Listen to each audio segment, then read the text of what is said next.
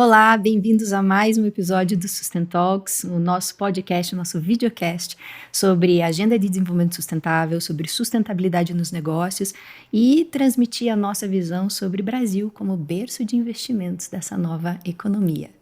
E hoje nós temos aqui Marcos Troio. Marcos Troio, ele é economista, sociólogo, ele é diplomata, ex-presidente do New Development Bank, do Banco dos BRICS, e vamos conversar muito sobre geopolítica, sobre geoeconomia e a visão de mundo sobre essa nova economia, sobre sustentabilidade, sobre desenvolvimento sustentável. Muito obrigada por estar aqui conosco hoje, Marcos. Um prazer, Natasha. Marcos, quero começar entendendo de você, da tua história. Como você foi parar no New Development Bank? Bom, Natasha, eu cresci em São Paulo, né? Estudei num colégio, o Colégio Batista Brasileiro, que tinha uma certa conexão com o exterior. E quando eu tinha 15 anos de idade, surgiu a oportunidade de eu fazer um programa de intercâmbio no exterior. Morei em Newburgh, uma cidade que fica entre Nova York e Albany, né, que é a capital do estado. Morei na casa de um pastor negro, Saul Williams. Foi muito importante para mim. Uma vez ele me levou para a ONU em Nova York. Eu estou te falando de 1982, né? E eu vi aquilo ali, vi a diplomacia multilateral, senti um orgulho muito grande, né, de tremulando junto com as bandeiras de outros países, ver a bandeira do Brasil. Fiz que né? idade? Tinha 15 anos. Aquele momento assim, de formação, de caráter, mas mais que isso, né? De visão de futuro e do que você quer, conhecer teus gostos, coisa interessante. Sim. E é curioso que, por exemplo, né, eu estudei durante esse ano num colégio americano, né, numa high school americana, e geralmente ao final do período você tem um livro do ano e os teus amigos, as tuas amigas te deixam uma mensagem. Eu recebi uma mensagem muito bacana de alguém que eu admirava, dizendo assim: Olha, Marcos, você foi muito bom representante do seu país, né, do Brasil aqui. Aí eu fiquei com aquilo muito na minha mente. Acabei mais tarde de estudar economia, estudei ciência política, prestei o concurso do Instituto Rio Branco, né, que é a Academia Diplomática Brasileira. Entrei no Itamaraty, entrei na área de ciência e tecnologia. E aí, quando fui transferido para o exterior, fui justamente para a missão do Brasil junto às Nações Unidas em Nova York. Fiquei lá um tempo considerável. E aí, saindo de lá, eu tirei uma licença da carreira diplomática, fui para o setor privado. E assim, nos últimos 23 anos, Natasha, a minha vida tem sido uma combinação de atuar na área de atração de investimentos para o Brasil, promoção de empresas brasileiras no exterior, formação de joint ventures, mas também presente na universidade, né? Fiz mestrado, fiz doutorado na Universidade de São Paulo, fiz pós-doutorado na Columbia University em Nova York. E aí, assim, lá para 2009, mais ou menos, um professor de Columbia, que era o diretor do Programa de Mercados Emergentes, me convidou para fazer uma apresentação sobre mundo emergente, né, sobre países interessantes para se investir. E naquela época estava muito forte a ideia de BRICS, né, porque você sabe que o conceito de BRICS ele surgiu em 2001. Eu acho que é legal a gente falar o que é BRICS, o que isso significa para os nossos ouvintes. Olha, tem uma primeira fase, Natasha, que é o Jim O'Neill, né, um economista britânico que trabalhava no Goldman Sachs. Ele era o presidente da divisão de ativos do Goldman Sachs. Ele está com a bola de cristal ligada, ele está orando para o futuro da economia mundial e diz o seguinte: olha, 2030, cada vez mais fatias da economia mundial serão representadas pelo crescimento econômico de 4 potências que têm grande território, grande população, são muito influentes na sua região: Brasil, Rússia, Índia e China. BRICS. Né? Então, eles lançam um estudo chamado Dreaming with BRICS, né? Sonhando com os BRICS. Então, há uma primeira fase que é BRICS é o futuro da economia mundial, de 4 países que vão cada vez mais ser delineadores da formação da demanda global, vão ser agentes fundamentais na agenda do desenvolvimento sustentável, na questão da segurança coletiva. A gente está falando de quando? O estudo do Jim O'Neill é início do século, portanto 2001, entre 2001 e depois ele publicou um outro em 2003, mas nesse momento o BRICS significa apenas protagonistas do crescimento econômico global dali para diante. É o que eu chamo de BRICS 1.0. Certo. Só que aí, num determinado momento, esses países, né, entenderam que não apenas eles deveriam ser conceitualizados de fora para dentro, mas eles próprios deveriam ser os construtores do que eles mesmos deveriam significar. E, portanto, passou a existir uma agenda, né, um fórum de reuniões em nível de chefe de governo, em nível de ministros de finanças, de ministros do meio ambiente, de ministros de indústria e comércio. E eles começaram a trocar perspectivas sobre os grandes temas da agenda internacional, né? Então, esse processo de aproximação para conhecer o ponto de vista do outro é o que eu chamo de BRICS 2.0. E desse processo de aproximação foi criada uma instituição, que é o novo Banco de Desenvolvimento, que começou a operar em 2000 e 2015. Então, como isso estava nascendo, essa discussão estava nascendo em 2009, 2010, eu contei para esse meu colega de Colômbia, eu falei, olha, o nome dele é Christian Deséglises, é um grande economista francês. Eu falei, Christian, essa história de mercados emergentes, tudo bem, mas ela é muito ampla, né? Tem um índice muito conhecido, né, na área de mercados emergentes chamado MSCI. Então, você tem desde países, né, com baixíssima renda per capita, né, como, por exemplo, a Somália, até a Coreia do Sul, que nem mais é um país emergente, já emergiu, né, tem uma renda per capita aí na vizinhança dos 35, 40 mil dólares por ano. E aí, eu falei para ele, vamos criar um centro sobre BRICS aqui, né? Aí ele adorou a ideia e a gente criou, em 2010, o BRIC Lab, laboratório sobre BRICS, que eu e ele co-dirigimos durante 10 anos, eu fiquei 8 anos, e que fazia essas coisas, né? Comparar como o Brasil, Rússia, Índia e China perseguiam a estratégia de desenvolvimento, qual que era a postura dele ante os grandes temas da agenda climática, da agenda ambiental, mercado então já de tinha consumo. isso lá atrás, você estudava, enfim, por meio desse centro. Essa ideia de desenvolvimento sustentável já está lá atrás na formação disso. Eu acho que, veja, o conceito de desenvolvimento sustentável ele foi muito reforçado pela sequência de conferências da ONU sobre o tema, né? Você tem uma primeira em 1972, lá atrás, né, que aconteceu em Estocolmo. Aí tem a mais famosa de todas elas, eu acho que quando realmente você colocou isso no mapa, que é a Rio 92, né? E aí você tem o começo das chamadas COPs, né? As conferências climáticas, e você tem uma proliferação de discussões sobre vários aspectos, floresta, água, clima, meio ambiente urbano, né? que foi surgindo por aí. E claro, os BRICS desempenhavam uma parte importante dessa agenda porque, veja, vou dar os números atuais, né? A Índia tem 1,5 bilhão de pessoas, a China tem isso também, 1,5 bilhão, o Brasil 212, 215 milhões de pessoas, a Rússia 140, 150 milhões de pessoas. Então você tem uma parcela considerável da população mundial que vive nessas realidades nacionais. Então é importante que esses países dialoguem, estudem soluções que consigam encontrar para alguns problemas que podem ser essas soluções adaptadas para uma outra. Então, eu me interessava muito nisso, e por isso que a gente criou o BRIC Lab na Universidade de Colômbia lá atrás. Então, nesse período, digamos até 2018, eu estava um pouco nessa combinação entre vida acadêmica, tentar trazer investimentos para o Brasil, promover empresas brasileiras lá fora. E aí, em 2018, uma pessoa que eu tinha conhecido uns 3 ou 4 anos antes me disse o seguinte, olha, Marcos, eu estou pensando em auxiliar na parte econômica um dos candidatos à presidência da República. E queria que você se juntasse ao time. E esse cara era o Paulo Guedes, né?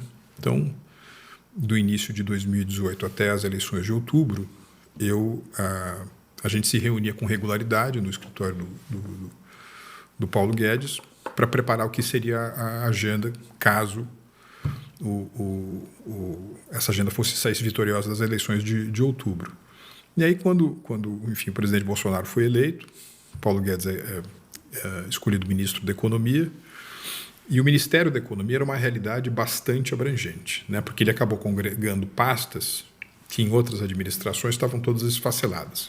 Fazenda, planejamento, indústria e comércio, Previdência Social, Receita Federal, um estilhaço. Né? E eu, assim, tenho uma trajetória na minha carreira, um ponto da minha carreira, da minha trajetória, que eu sou muito feliz de ter aceito o desafio, foi de ter ido trabalhar no Ministério da Economia, no momento em que Paulo Guedes estava lá.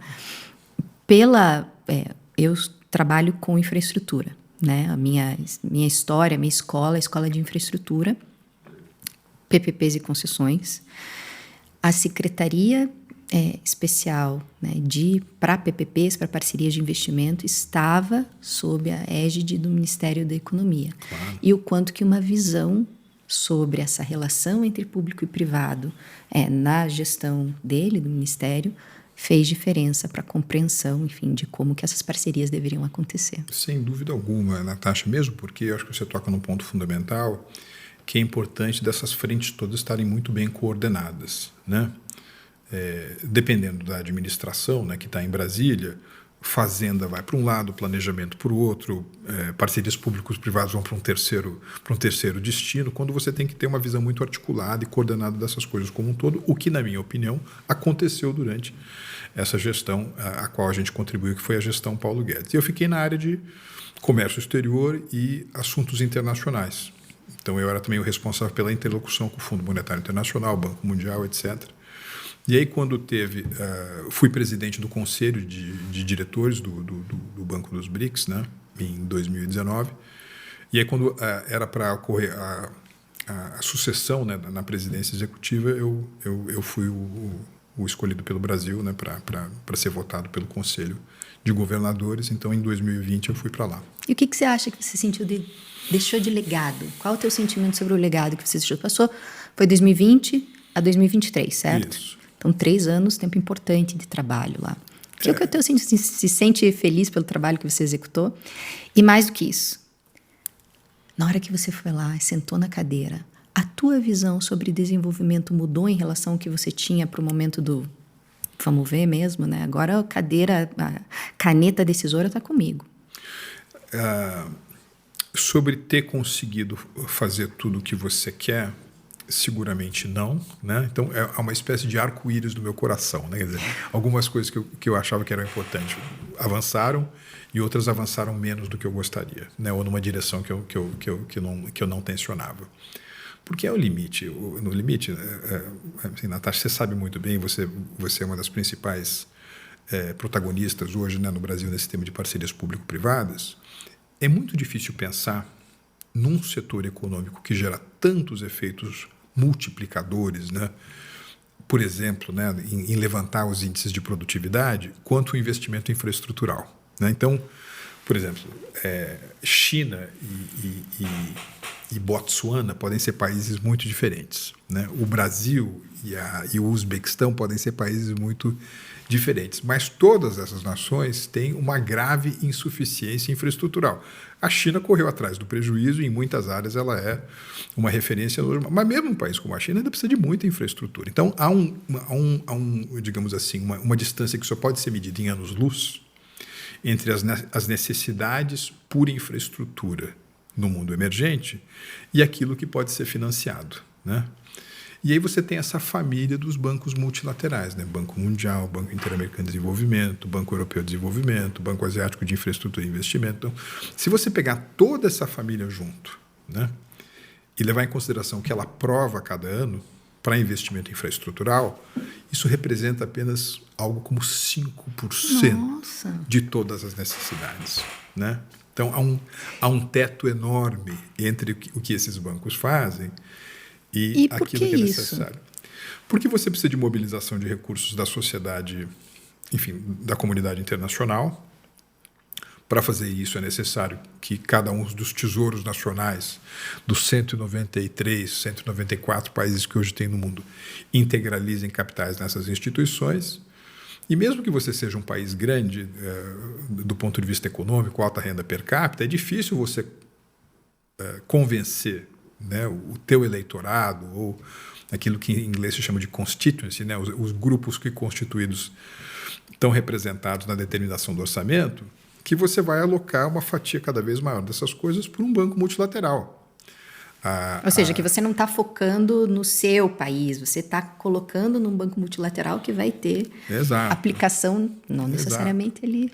E aí vão ser feitas críticas do ponto de vista assim, poxa, mas essas agências, né, em vez de destinarem recursos para atividade fim, servem apenas para manter uns burocratas ineficientes em Washington, ou em Genebra, ou em Pequim, ou em Xangai, o que é que seja, que em alguns casos são críticas legítimas. Então, é difícil.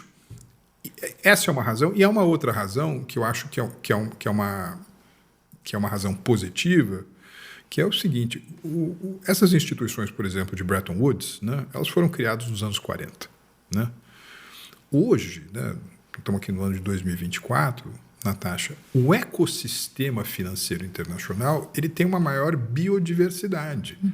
Você tem os fundos soberanos, você tem as carteiras que se diversificaram no âmbito dos bancos e de investimento, você tem as instituições nacionais de fomento, você tem os mercados acionários, ou seja, houve uma multiplicação de fontes de possível capital de qualidade de longo prazo que podem ser acessadas. Então, aliás, eu acho até que muitos desses bancos multilaterais eles têm um papel que o ministro Paulo Guedes gostava de chamar de um papel de crowding in, ou seja, porque eles entraram, então você atrai necessariamente outros investidores, porque o nível geral de risco foi razoavelmente atenuado. Né? Então, eu acho isso muito interessante.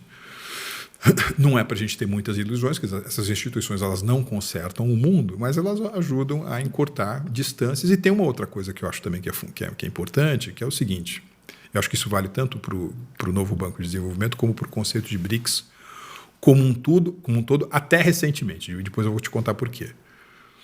Eu entrei no Itamaraty no início dos anos 90. Nessa época, quando é que um presidente brasileiro encontrava um primeiro-ministro indiano? Nunca. É uma coisa raríssima, tá certo? Hoje, por conta da agenda BRICS e de outras agendas, eles se encontram às vésperas da Assembleia Geral da ONU, se encontram na cúpula anual dos BRICS, se encontram durante a reunião do G20. E eu acho importante, né, você ter, por exemplo, maior proximidade e regularidade entre aquela que é uma das maiores democracias do Ocidente, que é o Brasil, e aquela que é a maior democracia do mundo do ponto de vista do número de eleitores, que é a Índia, para não mencionar os prospectos econômicos, né? A projeção absolutamente impressionante, né, do que vai significar a economia indiana para o mundo para os próximos anos. Então, essas são coisas, acho que, de grande relevo. E no momento que você está nessas instituições, você começa a operar com esses caras 24 horas por dia. Né? Você passa a saber pelo primeiro nome quem é o ministro do meio ambiente, quem é o ministro da infraestrutura, quem é o sujeito responsável pelo comércio exterior. E isso é bom. A gente esteve juntos há algum tempo em uma palestra, eu pude te ouvir sobre a sua visão de nova economia. E, enfim, você é uma das maiores vozes mundiais hoje ouvida nesse tema. Você participa de fóruns, enfim, Davos nem vou falar, porque é muito evidente a sua relação, exatamente isso que você falou, né? Como ter esse contato próximo com tomadores de decisão, saber estar inserido nesses ambientes. A gente, no mundo, está numa velocidade adequada para atingir o que nós devemos atingir em relação a desenvolvimento sustentável? Por que eu te pergunto isso? Essa agenda é uma agenda que precisa de velocidade se nós pensarmos nas consequências climáticas, enfim, que já estão acontecendo. Não tem velocidade para, enfim, do ponto de vista mundial, como está o direcionamento disso? É uma pergunta mega ampla, mas, enfim, não tem como fugir dela. Qual é o teu sentimento sobre isso? Velocidade, às vezes, é um termo que remete à corrida de carros, né? Ou então ao atletismo. Né? Recentemente, nós tivemos os Jogos Olímpicos. E você escreveu, né, sobre bússola e não sobre velocidade esses dias atrás. Que legal. Mas eu gosto muito do aspecto de velocidade também, Natasha, porque você sabe que está fazendo aniversário aquele livro que marcou, né, o modo de pensar de tanta gente, que é o livro do Thomas Friedman, O Mundo é Plano, né? Que foi publicado em 2004, 2005. O título em inglês é The World is Flat, né? O mundo é plano. Se a gente puxar para hoje e tivesse que atualizar o título do livro, um possível título seria The World is Fast, quer dizer, o mundo é veloz, o mundo é rápido. E de fato, né, quer dizer, se você imaginar que o ChatGPT não existia até novembro de 2022. Nossa. Portanto, que ele é um pequeno infante que não tem nem 2 anos de idade. E hoje ele já conseguiu essa disseminação em práticas cotidianas de indivíduos, empresas, etc. Você vê que realmente o mundo é rápido. Vou te dar outros 2 dados de como ele é rápido em diferentes dimensões. Por exemplo, no consumo de energia. Não tem todo esse debate agora sobre criptomoedas, cryptocurrencies, etc. Tal. Olha só. Se você pegar, eu tive acesso a esses números na semana passada pela professora Mihaela Papa, que é uma professora croata do MIT. Se você pegar os 50 países que mais consomem energia no mundo, né? E se você considerar por um momento que criptomoedas é um país, as criptomoedas seriam o 27º maior consumidor mundial de energia. Ou seja, hoje, criptomoedas representam um consumo de energia maior do que um país como o Paquistão, que é um país de 230 milhões de habitantes. E que as pessoas não entendem que, enfim, para você ter criptomoedas, você tem que ter a infraestrutura necessária, adequada, né? Todo servidor, a energia que isso vai, nuvem, etc. Toda a cadeia que está associada. Eu tenho muita admiração por um colega também do Ministério da Economia, né, que hoje está com o governador Tarcísio em São Paulo, foi presidente do CEPRO, foi presidente da Petrobras também, que é o Caio Paes de Andrade. Outro dia ele me dizia que para você operar com ferramentas de inteligência artificial, o Detran de São Paulo, você precisa de uma geração cotidiana de energia equivalente ao consumo da cidade de Sorocaba. A professora Mihaela Papa, lá do MIT, também estava me contando que se a inteligência artificial fosse um país, ela consumiria energia hoje no mundo que é equivalente a todo o consumo anual de um país como a Bélgica. E como é um uso progressivo, às vezes exponencialmente crescente, o ano que vem vai ser equivalente ao da Alemanha, daqui a pouco ele vai ter o equivalente da China. Ou seja, a velocidade é algo muito importante para nós. Mesmo porque eu acho, Natasha, que hoje há um dos fenômenos mais interessantes que a gente está testemunhando é um redesenho, né, uma reconfiguração das chamadas cadeias globais de valor, né? Nas últimas 3, 4 décadas, a gente esteve muito acostumado a pensar na China como uma espécie de fábrica do mundo. Hoje a China já não é mais tão barata. Ela é objeto de pesadas restrições do comércio internacional, restringindo suas exportações por cotas ou por tarifas mais altas, retaliação em vários setores. Nos últimos anos, teve uma espécie de paradigma, né, na conversa entre os Estados Unidos e a China, inventado pelos americanos, que é o seguinte: a gente quer ter small yards, ou seja, uma área pequena em que existem produtos que estão banidos de comercialização com a China, mais high fences, né, quer dizer, uma cerca alta. Agora, enfim, nós estamos há algumas semanas das eleições nos Estados Unidos. Tanto a candidata democrata quanto o candidato republicano falam em aumentar o yard, né? Aumentar a área. Isso, obviamente, vai machucar exportações manufatureiras chinesas para esse mercado. Os europeus estão respondendo de igual maneira. Então, hoje acontece no mundo uma interessante dinâmica de criação de capacidade industrial em outros locais, para além da China. Muito disso está indo para Bangladesh, muito disso está indo para a Índia. Uma parte considerável disso está indo para o México. A Arábia Saudita também tem recebido muitos investimentos.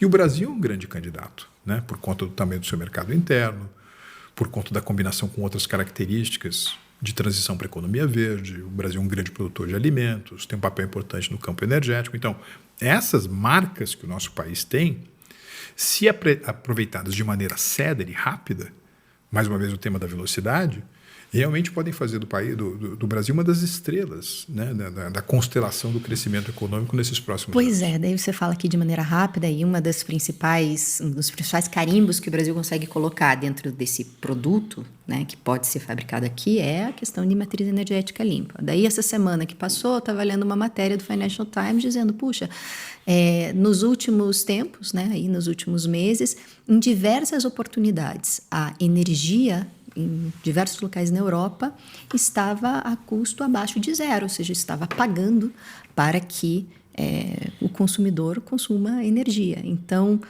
me deu uma dúvida se a gente já não está atrasado disso. Se a gente tem uma matriz energética super limpa, que é trazer o investidor para cá, puxa, venha produzir aqui, venha usar o nosso mercado consumidor, né? Aqui temos todas as oportunidades dentro desse redesenho. E essa matéria aí na Europa, por causa do excesso, por causa da oferta, excesso de oferta de energia limpa, que já começa a acontecer, a energia lá não só muito barata, como o pessoal pagando para que seja consumido. Então, esse tema de velocidade, costumo escutar muito em diversas palestras, o Brasil é realmente, né, a bola da vez, e eu confio nisso. A razão de existir desse podcast é para dar voz a isso e a gente entender quais são a verdadeira mensagem por trás disso e o que a gente tem que fazer. Mas às vezes, quando vejo essas matérias, já penso assim, puxa, a gente precisa colocar mais velocidade, enfim, ter mais coordenação para poder trazer isso. E daí você fala de velocidade, conceito ali, né, mais filosófico ali da desglobalização. Você tem um livro que trata sobre isso, né, e o que significa dentro desse novo reposicionamento você falar em desglobalização. Natasha, veja, quando caiu o Muro de Berlim em 1989, né? Ou quando na noite de Natal de 1991 o Mikhail Gorbachev decidiu desmantelar a União Soviética, se iniciou ali um período em que aparentemente o ponto cardeal, né, a bússola para a reorganização das sociedades era economias abertas, mais livre comércio, mais livre circulação de pessoas, ideias e capitais, Estado de Direito, sistema multipartidário, vamos continuar, democracia representativa. Ou seja, aquilo ali foi um momento de um grande triunfo de ideias ocidentais, né? Quer dizer, se você quiser resolver a definição do que é Ocidente, do ponto de vista matemático, eu diria que Ocidente é igual a economia concorrencial de mercado, mais democracia representativa. Eu adoro falar economia de mercado, ao invés de falar capitalismo, né? É um outro jeito de a gente falar o assunto que, enfim, realmente traz num conceito, economia de mercado, um conceito muito mais fácil de compreender do que simplesmente falar. Sim, eu acho que mais fiel à realidade dos fatos, né? do que capitalismo, que parece uma coisa assim, muito generalista demais. Então, houve ali um momento ocidental e isso se refletiu na maneira pela qual as empresas e os governos estavam pensando a sua projeção territorial, o tipo de acordo que deveria ser constituído. Por exemplo, é dos anos 90 o acordo entre México, Estados Unidos e Canadá, o NAFTA. É dos anos 90 o processo de aceleração da integração na Europa, o Tratado de Maastricht, a circulação do euro, o fortalecimento de um tribunal em Estrasburgo, né, de um parlamento em Bruxelas. É dos anos 90 a própria Constituição do Mercosul, é dos anos 90 o início das negociações entre o Mercosul e a União Europeia. Em 2001, a China é aceita na Organização Mundial da Propriedade, na Organização Mundial do Comércio, né? Ou seja, ocorria no mundo uma dinâmica de globalização profunda, deep globalization, né? Deep globalization. E o manifesto dessa fase de hiperglobalização, globalização profunda, é o livro do Thomas Friedman, né? O Mundo é Plano.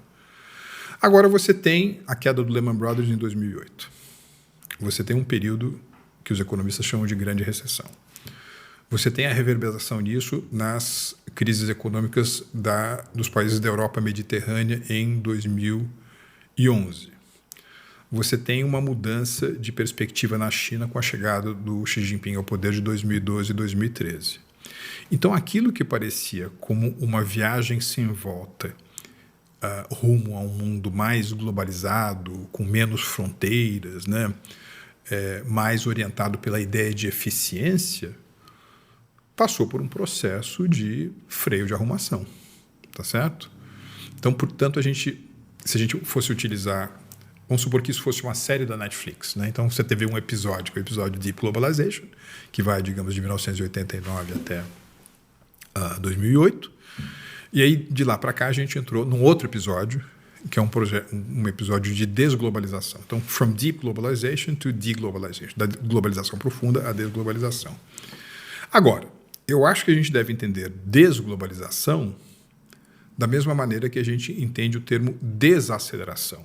Por exemplo, quando um veículo está desacelerando não significa que ele parou. Significa apenas que ele continua na sua progressão numa velocidade mais baixa, porque é um nevoeiro forte, ou porque a estrada é esburacada, ou porque ela é muito sinuosa. Então, é isso que a gente tem visto nos últimos, digamos assim, 10, 15 anos, um período de desglobalização.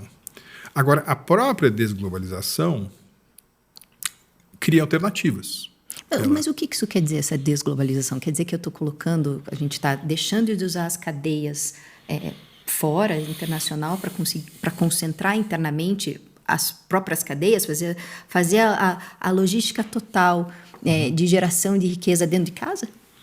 Do que a gente está falando? Colocou de um lado globalização profunda, colocou do outro lado desglobalização. Da globalização profunda à desglobalização, o comércio continua crescendo mais do que o PIB mundial? Não, há uma queda do comércio internacional com um percentual do PIB do globo. Há mais ou menos restrições para o fluxo de investimentos estrangeiros diretos. Há mais restrições. Há mais ou menos obstáculos para a circulação de pessoas. Há mais obstáculos. Há mais ou menos restrições, por exemplo, para o compartilhamento de ideias, de propriedade intelectual, de desenvolvimento de projetos conjuntos. Há mais restrições. É mais ou menos consensual as reuniões de instituições multilaterais como a ONU, ou o Banco Mundial, o Fundo Monetário Internacional. Me parece menos consensual. Existe mais identidade de objetivos nas reuniões do G20 ou menos identidade nas reuniões do G20 comparado, digamos, esse período de globalização profunda com agora. Há menos identidade. Então é isso que significa desglobalização. Tá? Menos cooperação? Menos cooperação, sem dúvida alguma. Aliás, um dos déficits, hoje há um grave déficit no mundo de cooperação. Né? Tem um déficit de cooperação no mundo. Agora, e esse é o título de um livro que eu vou lançar daqui a 6 meses, que é uma espécie de coisas que eu tenho pensado ou escrito em tempos recentes. O que está acontecendo no mundo hoje não é apenas desglobalização, mas é um choque de globalizações.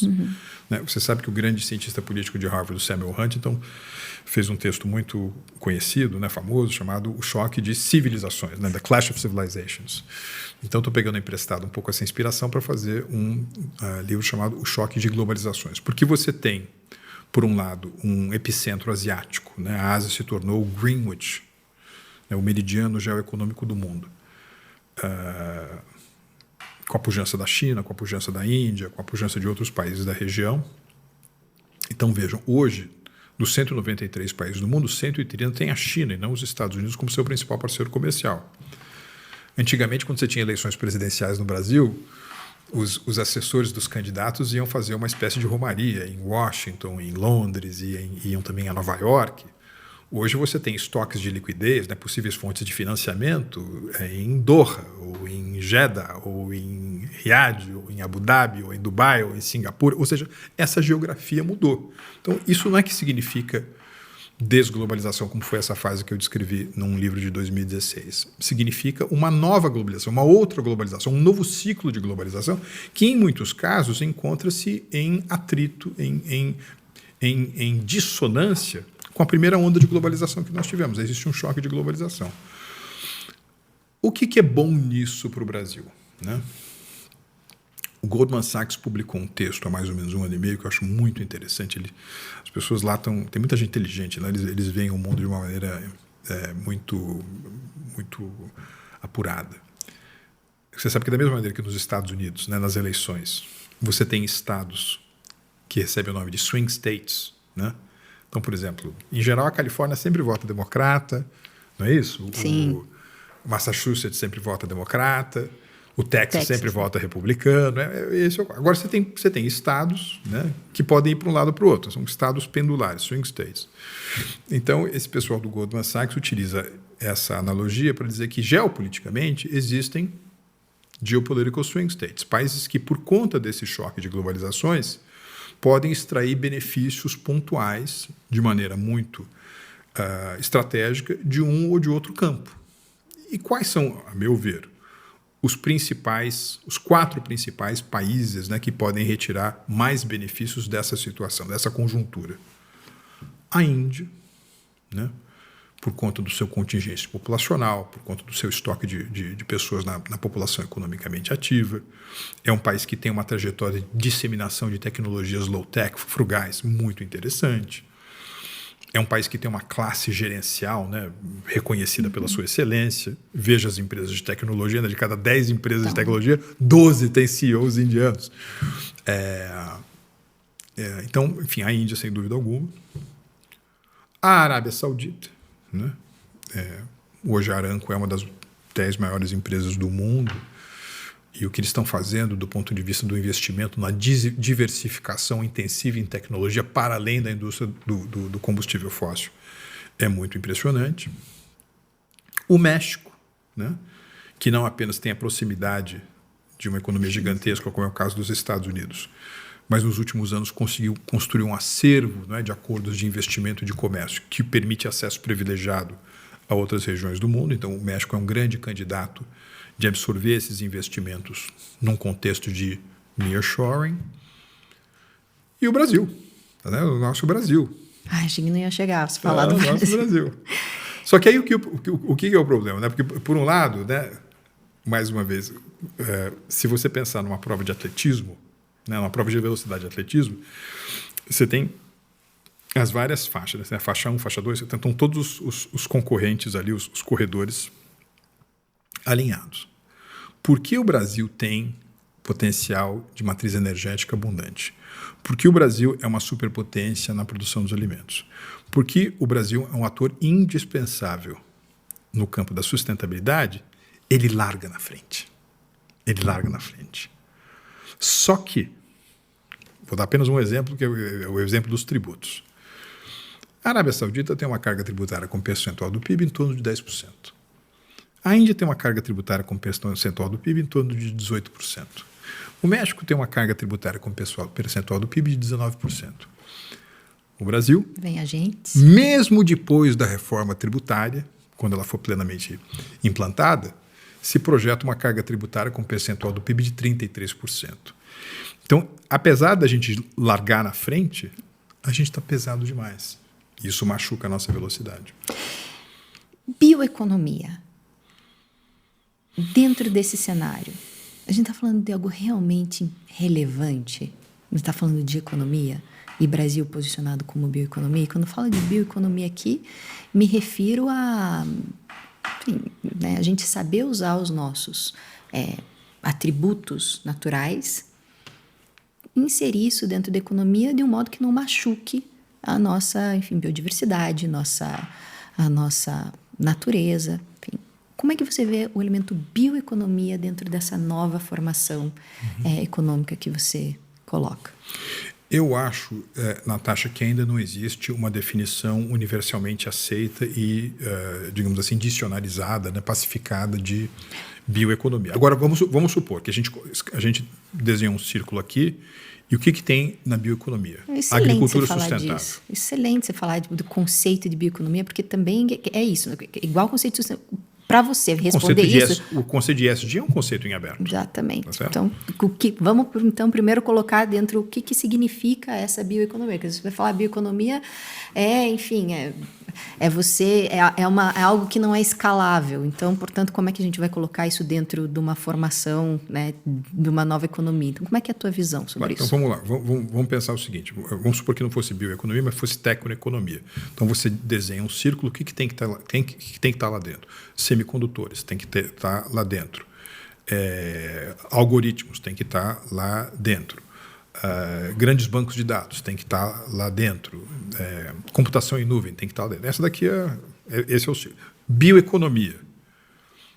Estoques abundantes de água, tem que estar lá dentro. Capacidade de utilizar vias de hidromobilidade, tem que estar lá dentro. Índices pluviométricos que permitem a circularidade da bioeconomia, porque você renova os mananciais de água, tem que estar dentro de bioeconomia. Agricultura sustentável, tem que estar lá dentro. Agroindústria sustentável, tem que estar lá dentro.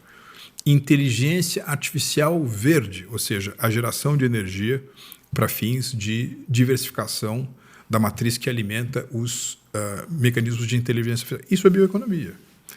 Moda, de bioeconomia, né? Agricultura regenerativa, reutilização de fibra, tudo isso é espetacular e está dentro de bioeconomia. O Brasil é um ator indispensável nessas coisas todas. Ele é um grande ator. O Brasil, o embaixador Roberto Jaguaribe, né, que é um diplomata que eu admiro muito, né, foi presidente da Apex, foi embaixador do Brasil na Organização Mundial do Comércio, agora é embaixador do Brasil na Alemanha. Ele diz um negócio que eu assino embaixo, que é o seguinte: o Brasil é um grande exportador de sustentabilidade, né? O Brasil é um ator indispensável da bioeconomia no mundo. Agora, apesar desses predicados, nós temos um déficit, né? Uma insuficiência, uma hipossuficiência infraestrutural para tirar pleno proveito dessas credenciais, que é marcante, tá certo? Vamos supor, você quer aumentar a sustentabilidade do agro no Brasil. Você precisa de melhor logística. Uma parte importante de melhor logística é a hidromobilidade. Uma parte importante de melhoria logística é você ter mais ferrovias. Hoje o Brasil tem em operação menos quilômetros de ferrovia de carga do que os Estados Unidos tinham quando acabou a Guerra Civil. Então nós temos aí o mundo para construir infraestrutura. O que tem de bom nesse contexto? É que, sim, você viaja muito também, Natasha. Eu estou nos Estados Unidos, eu estou em Singapura, estou na Itália, e eu ouço as pessoas falando em segurança alimentar, insegurança energética, transição para a economia verde. Está em todo lugar. Bom, se você está num mundo, né, em que tem muita comida, tem muita fonte de energia alternativa e sustentável, e os elementos para a transição para a economia verde são abundantes, esses problemas logísticos e infraestruturais no Brasil são problemas domésticos do Brasil, o Brasil que se vire. Tá? Agora, no mundo em que você tem uma grave insegurança alimentar, você tem uma grave insegurança energética, e você precisa de ingredientes para a transição para o verde, os problemas brasileiros viram um problema de todo mundo.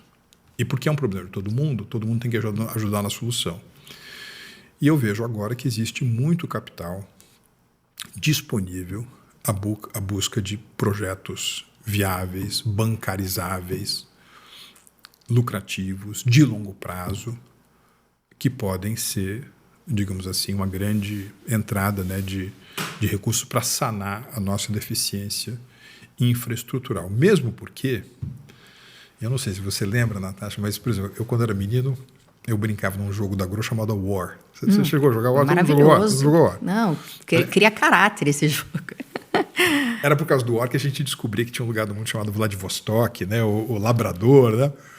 E quando você jogava com poucos jogadores, né? Sei lá, 2 ou 3 pessoas, o objetivo era conquistar o mundo. Você tinha que conquistar vários territórios e você tinha que conquistar o mundo. E você não podia saber o objetivo da outra pessoa. Exatamente. Tinha isso, né? Exatamente. E era muito difícil. Agora, quando você tinha mais jogadores, né, você puxava uma carta e você lia assim, o seu objetivo é conquistar a América do Norte e Oceania, né, ou Europa e África. Então, com aquilo que está acontecendo, por exemplo, entre Rússia e Ucrânia, com aquilo que está acontecendo no Oriente Médio, diminuiu o número de países que são candidatos razoáveis a serem destinos importantes de investimentos de parceria nos próximos anos. Quando você diz próximos anos, você está falando o quê? O que é a tua visão de próximos anos? Eu acho que a guerra da Ucrânia vai deixar um trauma profundo e que vai demorar muito tempo para cicatrizar, né? Então, por exemplo, eu lembro, né, que no início dos anos 2000 a Rússia era vista como um país... Estou falando a partir de uma perspectiva ocidental, né? A relação dos russos com os chineses ou com outros países é diferente. Mas do ponto de vista ocidental, você olhava para a Rússia e falava assim, poxa, é o maior país do mundo, um gigante de recursos naturais, tem um capital humano de altíssima qualidade, né? Veja as manifestações da alma humana em que você tem expoentes russos, na música, na dança, na filosofia, nas letras, na literatura, na medicina, em tudo que lugar você tem grandes expoentes russos. Mas a Rússia não é um país rico. Então todo mundo ali estava apostando, vamos montar operações na Rússia, vamos. A Rússia está no tabuleiro, você pode alocar peças para lá porque ela está no jogo. Eu acho que imaginar, né, um fluxo significativo de investimentos ocidentais para a Rússia nos próximos anos não me parece muito realista. Para alguns países do Oriente Médio, eu acho que a mesma coisa, né? há uma tendência muito forte hoje das empresas diminuírem a sua exposição relativa a risco na China. Então, se você... Enfim, China está menos pujante como atração de investimento. Rússia está meio por fora. Quem é que ainda está aqui no mundo dos emergentes e que é atraente e que, enfim, eu posso apostar? O Brasil tem um destaque. E aqui entra um dos temas que eu quero tratar contigo, que é a sua tese de doutorado de poder e prosperidade. Se encaixa dentro desse cenário? Você está falando, eu queria que você falasse sobre a tua tese. É interessante, né? Faz 20 anos, né, que eu terminei a minha tese de doutorado, orientado pelo querido e falecido professor Fernando Augusto Albuquerque Mourão, que foi um dos pioneiros do estudo de relações internacionais no Brasil. Né? Eu sou muito abençoado de ter tido a experiência de ser orientando dele, tanto no mestrado quanto no doutorado, foi muito importante. E, enfim, o argumento central do texto é que, quando acabou a Segunda Guerra Mundial, para cá, né, ou seja, do fim da Segunda Guerra Mundial até o começo do século XX, aconteceram alguns milagres econômicos. Né? Por exemplo, você teve um milagre econômico na Alemanha. Você teve um milagre econômico no Japão. Você teve um milagre econômico na Coreia do Sul. Você teve um milagre econômico no Chile. Na Espanha, desde 1982. Em Israel, desde 1985. Na China, desde 1978. Então, eu acho que é correto dizer que houve milagre econômico, um processo muito vertiginoso de crescimento econômico de alguns países que ou eram muito pobres, Singapura, por exemplo, ou eram muito pobres, ou estavam numa situação de ruína por conta da Segunda Guerra Mundial. Aí, vamos lá. Por que isso aconteceu? A Alemanha é um país europeu, é um país democrático, né? Você passou a ser uma democracia, é um país majoritariamente cristão. O Japão não é europeu, é um país asiático, né? Tem sua própria civilização, não é um país cristão, se tornou uma democracia. A China não é um país cristão, é um país asiático, é um país... Estou falando cristão um pouco porque você tem muito aquela coisa do grande sociólogo Max Weber, né, que fala sobre a ética protestante e o espírito do capitalismo. A China é um país de tradição confuciana, né, ou confucionista. É um país asiático e não é uma democracia, né, no sentido ocidental.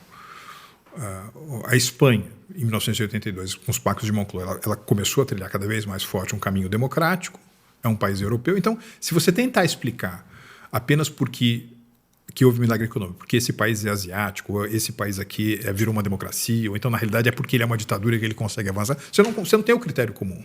Então, o que eu tentei fazer? Tentei identificar qual que é o critério comum de poder e prosperidade ao longo desse período de tempo. E você tem dois critérios comuns muito importantes. A utilização do comércio exterior como plataforma fundamental para a construção da prosperidade. Né? Então, todos esses países que eu mencionei, eles utilizaram o comércio exterior como trampolim para a construção de excedentes e tinha uma propaganda antigamente na televisão que é Tostines vende mais porque é fresquinho ou é fresquinho porque vende mais. Então, quando eu comecei a estudar economia nos anos 80, você tinha um debate que era o seguinte: os países crescem porque exportam mais ou exportam mais porque crescem? Então, me parece que esse debate, né, que é um debate no limite do ovo da galinha, ele tem sido vencido por aqueles países que crescem porque exportam, ou seja, porque eles têm um comércio exterior muito pujante, eles conseguem os padrões de qualidade, os parâmetros de governança, a disciplina de utilização de superávites comerciais, né, ou do comércio exterior para construir, por exemplo, maior investimento em pesquisa, desenvolvimento e inovação. Então, isso me parece muito interessante. E se você vê os países que ficaram fechados ou alijados, né, das correntes globais de valor, dos grandes fluxos internacionais de comércio, nesse período, Argentina, Brasil, Turquia, Rússia, é quase como se você tivesse duas colunas de país. Os que utilizaram o comércio exterior se deram bem, os que não se utilizaram e tiveram um desempenho muito menos impressionante. Então, esse é um dos temas da tese. O outro tema, ou seja, é um tema que defende, né, argumenta em favor da tese de uma estratégia de nação comerciante, trading nation. Esse é um elemento. E o outro elemento da tese, que depois virou um livro chamado Nação Comerciante, Poder e Prosperidade, é de que é por meio dessa geração de excedentes oriunda do comércio exterior que você consegue os estoques necessários para transformar a sua sociedade numa sociedade intensiva em tecnologia, né? E aí você tem essas duas frentes, né? O crescimento liderado por exportações e o crescimento liderado por inovação tecnológica. Se você pudesse hoje dar uma mensagem para o nosso setor produtivo, né? Para a nossa indústria, para as nossas associações, né? Aqui no Brasil, qual mensagem você daria como conduta, como estratégia que eles podem assumir para que o Brasil realmente tenha essa prosperidade que você coloca? Porque quando você fecha os olhos, você pensa no Brasil com toda a sua prosperidade. Mas do lado desse pensamento sempre vem a ideia do Brasil é o país do futuro. Muito bem, o futuro está chegando, né? A gente está sempre naquele Brasil, futuro, país do futuro. Será que estamos, então, chegando no nosso momento? Como estratégia, o que você falaria? Olha, foquem nisso, foquem naquilo. O que deve ser feito esse setor produtivo, o setor privado do Brasil, as associações, enfim? Natasha, eu fui muito influenciado por um texto de 2001, do relatório anual do PNUD, do Programa das Nações Unidas pelo Desenvolvimento, que foi inspirado num economista indiano de Harvard chamado Amartya Sen, né, que, aliás, ganhou o Nobel de Economia. E ali, esse relatório é tão importante porque ele descreve um certo conceito chamado TAI, Technology Achievement Index, né, o índice de conquistas tecnológicas. E é curioso que, acho que meio que sem perceberem, eles acabam descrevendo uma dinâmica de interação muito parecida com a reflexão de um herói nosso, que é um austríaco chamado Joseph Schumpeter, tá certo? Porque eles dizem o seguinte: olha, você tem uma emergência grande de prosperidade, de produtividade e, portanto, de prosperidade, quando você articula um estoque de excedentes, um estoque de capital, um estoque de conhecimento, um estoque de empreendedorismo, né? O gosto pelo desafio, o gosto pela aventura, né? E um estoque de cultura. Cultura no sentido de que, por exemplo, para uma sociedade é bom acumular recursos, é bom acumular conhecimentos, é bom ter títulos acadêmicos, é bom você nunca parar de aprender, é bom que você nunca parar de empreender. Então isso é uma cultura, são valores de uma determinada sociedade. E, portanto, quando você tem a integração, quando você tem a articulação desses 4 estoques, capital, conhecimento, empreendedorismo e cultura quase no sentido de antropologia, né? Uma antropologia, você vai numa determinada sociedade, o sujeito, fez um novo invento e esse invento levou a uma patente, aquela patente fez com que a empresa recebesse vários investimentos, a empresa está indo bem, todo mundo bate palmas, esse sujeito é admirado. Ou então, você tem uma moça que fez uma tese de doutorado que revolucionou a maneira pela qual se pensa num determinado assunto e portanto, ela é objeto de aplauso, né, de todo mundo. Então, se a antropologia é essa, né, ou então, por exemplo, esse daí é um sujeito... O caso da filantropia, né, o sujeito construiu um patrimônio pessoal, construiu excedentes, direcionou recursos filantrópicos, por exemplo, para a alfabetização, né, ou para o ensino tecnológico a crianças de baixa renda. Então, tem sociedades que vão dizer o seguinte: puxa, parabéns, isso é admirável. Tem outras que vão dizer: mas isso é um trouxa, você está jogando dinheiro fora, você está entendendo? E é nisso que eu quero dizer cultura. O modo como se responde a uma ação em direção a algo que se quer, em direção a algo que o David Brooks, que é colunista do New York Times, ele tem um livro interessante chamado Bobos in Paradise, e ele faz uma análise de como alguns valores da sociedade mudam ao longo do tempo pelos anúncios de casamento que o New York Times publicava, né? Então, por exemplo, se pegasse no final do século XIX, né? Então era fulana da família tal que vai casar com Beltrano da família tal, e então era um jogo entre nomes tradicionais da elite social, do High Society de Nova York. E aí, quando ele faz a mesma análise num tempo mais contemporâneo, é a fulana de tal, que é PhD em biotecnologia pela Universidade de Yale, que vai casar com o fulano de tal. Uma mudança de padrão, né? Que é um professor de direito da Universidade de Nova York. Ou seja, houve uma mudança em que ocorreu uma valorização do conhecimento, do mérito acadêmico ou do empreendimento como aplauso social, né? Então, quando você tem a interação dessas quatro coisas, eu acho que as sociedades emergem, né?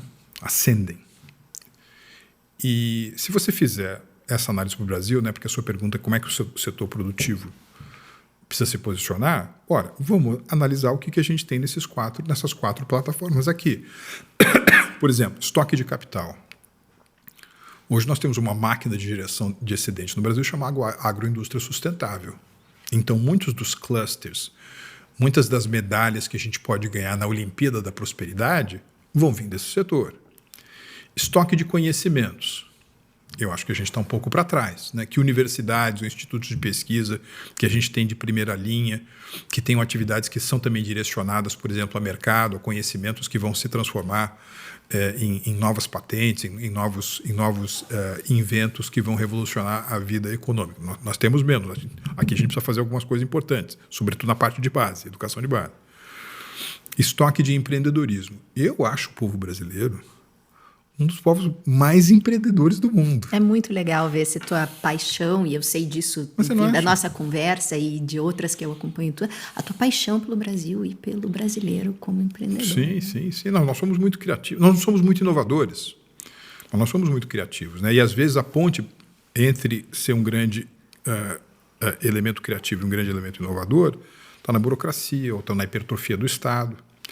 E aí, nessa outra parte mais cultural e antropológica, né, aí eu acho que a gente tem uma coisa assim meio que chuva e sol, sabe? Porque é verdade que existem parcelas cada vez maiores, né, que gostam do mérito, né, meritocrático, ascende pelo mérito, estudar é bom, crescer é bom, empreender é bom, e tem outras que estão muito ligadas ainda a uma visão negativa dessas coisas. O empresário é um ladrão, ele é sempre um sujeito que explora o outro, todo mundo é coitadinho, há uma vitimização da sociedade, vamos continuar do jeito que está, nós contra eles, né? Então, onde eu acho que a gente tem mais excedentes ou mais potencialidade de sucesso é na primeira plataforma, ou seja, capital, estoque gerado a partir das nossas vantagens competitivas, por exemplo, na agroindústria sustentável e no campo do empreendedorismo. E a gente precisa cuidar das outras duas, né? Ou seja, geração de estoque de conhecimento e os valores de uma sociedade que admiram o empreendedor, valorizam o mérito. Marcos, para a gente finalizar, qual é a mensagem que você gostaria de transmitir para a futura geração? Aonde essas pessoas precisam olhar, para onde elas precisam olhar, qual caminho elas precisam trilhar para que apaixonados pelo Brasil como você realmente consigam colocar a mão na massa para que a gente chegue onde a gente merece estar? Valorize a família, valorize o seu pai e a sua mãe. Eu li uma vez um livro chamado Onde Encontrar a Sabedoria, né? E aparentemente o autor, que eu acho que é o Harold Bloom, ele dizia que se identificava muito nas palavras de um sábio mais ou menos contemporâneo de Cristo chamado Hillel. Ele dizia, se eu não for por mim, quem será por mim? Se eu for só por mim, que valor tenho eu? Se não agora, quando? Né? Ou seja, a importância da livre iniciativa, do mérito individual. 2, o mérito individual não basta. Você tem que ajudar os que estão perto de você. O tema da solidariedade. E 3, o impulso à ação. Quer dizer, você não pode procrastinar, vamos atuar agora. Então, eu acho que essa é uma lição legal. Outra coisa importante, nós vamos viver num mundo, Natasha, que não importa se você seja um profissional do direito, um profissional da computação em nuvem, ou se você for o gerente de uma rede de salões de beleza, ou se você trabalhar numa empresa de autopeças, no limite você vai ser uma empresa de tecnologia, né? Então, há uma onipresença da tecnologia, da robótica, da inteligência aumentada, da gestão de dados na nossa vida. Dito isso, eu também estou muito interessado em algo que o Peter Thiel, né, que é um grande investidor anjo em empresas de tecnologia, foi um dos primeiros investidores no Facebook, disse há algumas semanas no fórum de Aspen. Né? Ele estava dizendo o seguinte, que com a crescente presença da inteligência artificial nas nossas vidas, aquilo que é mais facilmente rotinizável vai ser rapidamente aprendido pelos mecanismos de inteligência artificial. Então, até os nossos sistemas educacionais que estiveram muito voltados a STEM, ciência, tecnologia, engenharia e matemática, vão voltar a valorizar de uma maneira muito tangível as habilidades abstratas, conceituais, humanos, criatividade, negociação, networking. E eu acho que não existe exemplo mais eloquente disso do que, por exemplo, hoje, quando você quer ouvir uma música, né, você pode ouvir a música do seu smartphone, você pode ouvir a música no tablet, você pode ouvir a música na poltrona do avião, você pode ouvir a música no carro, você pode ouvir a música onde você quiser. E, ao mesmo tempo, nunca as pessoas foram tanto a shows. Por quê? Porque nós somos criaturas epidérmicas, a gente precisa estar junto, né? Então, eu acho que nessa onda toda, né, da hipertrofia da tecnologia vem uma volta do humano, né? Acho que são estes os recados, né? Não sei se valem muito, mas é assim que eu Maravilhoso e muito diferente do que eu esperava. E, ao mesmo tempo, muito profundo e simples, né? Como essa questão da relação humana está dentro, enfim, da sua visão de futuro. E obrigada por estar aqui e obrigada a você que assistiu até aqui.